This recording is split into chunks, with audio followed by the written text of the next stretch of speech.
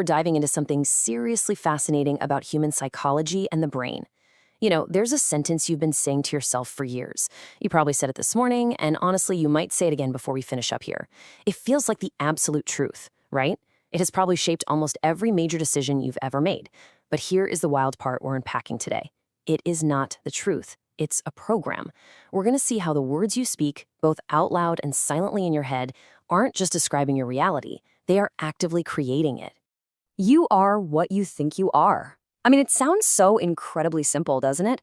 But really, it's the deepest truth of the material we're looking at today. You are what you repeat to yourself. You are what you believe in the quiet silence of your own mind. Every single thought you have, it's literally like a brick being laid in the foundation of your reality. Those silent words in our heads, they are the true architects of our lives. So, I've really got to ask you, what is that sentence you keep saying to yourself? What's the invisible program you're running on autopilot? Look, we all have one, and just acknowledging it is the crucial first step here. We're usually completely blind to what's running through our minds all day, every day. It's all on autopilot, and let's be real, most of it is kind of cruel. You spill your coffee in the morning, and boom, you immediately think, I'm such a disaster. Instead of just, oops, a spill. You didn't consciously choose to install that program, but here's the thing. Awareness is the beginning of freedom. Because, you can't change what you don't first catch. All right, let's get into section 1, the invisible mind program, confronting your internal dialogue. Just think about how we talk about ourselves for a second. I'm not smart enough. I'm terrible with money. I ruin relationships. Guys, these aren't just observations. They are commands. Neuroscientists have actually discovered that your subconscious mind literally cannot tell the difference between what's real and what is just repeated. When you say, I'm not good at this, your subconscious doesn't pause to fact check you. It just files it away. You say it once, okay, it's a thought. You say it 100 times, it becomes a belief. Say it 1,000 times, and it locks in as your actual identity. And identity absolutely always wins. This is exactly why two people can have the exact same background, the same opportunities, and end up with completely different lives. The difference isn't luck. It's the story they've been telling themselves. Which brings us to section 2, the neuroscience of belief, why your brain obeys your words. See, the way you describe your life is literally training your brain on what to look for. If you wake up every single day and repeat, I don't have money, I have no time, nobody supports me, your subconscious turns into a scanner. It aggressively scans your environment for proof of that exact statement, effectively training your brain to miss open doors and only notice the closed ones. And this illustrates the absolute danger of negative self-talk. It leads straight to a psychological concept called learned helplessness. This is when your brain gets so utterly convinced that your effort won't change the outcome that it just stops trying altogether. You say, well, this isn't going to work before you even have the data. You haven't lived it yet, but your mouth already decided for you. Talk about a painful self-fulfilling prophecy, right? So, the crucial takeaway here is summed up perfectly. Most of your failures are not failures of ability. They are failures of belief. When you watch someone else succeed and you think to yourself, oh, of course they could do that, they just got lucky, or I could never pull that off, you are just handing your power away. You are not less capable than the people you admire. You're just less convinced of your own capability. They just started telling themselves a better story before you did. Moving right along to section 3, the danger of comparison, the unseen trap of measuring lives.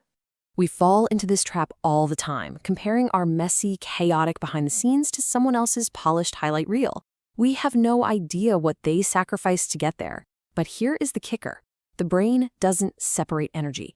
Every single time you sit there and judge another person, you are teaching your own subconscious that you are constantly being watched and judged too. The criticism you send out literally becomes the criticism you live with, and it is so draining. Seriously, minding your own business and letting others live their lives will free up more mental bandwidth than you can possibly imagine. Okay, section 4, the power of hope, rewiring through deliberate expectation. People love to call hope naive or delusional. They'd rather be realistic, which, let's be honest, is usually just code for being defeated. But hope is not a weakness at all. It's a deliberate, powerful engineering tool for the brain. This is where the amazing science of neuroplasticity comes into play. The brain literally rewires itself through repetition. So the way out of a negative spiral isn't just thinking positively to be cute. The way out is to forcefully, deliberately push yourself into a new language until your subconscious has absolutely no choice but to follow along.